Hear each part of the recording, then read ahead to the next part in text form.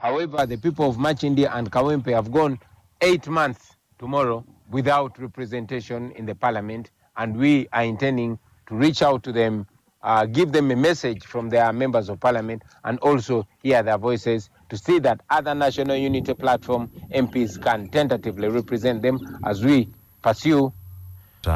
We have hundreds of political prisoners rotting in different detention centers across the country. We have Oliver Lutaya, we have Machete, we have Sanya, we have, many brothers and sisters who are in prison for no reason. Their only crime, supporting the opposition, supporting Kyagulanyi, which is not, a crime at all.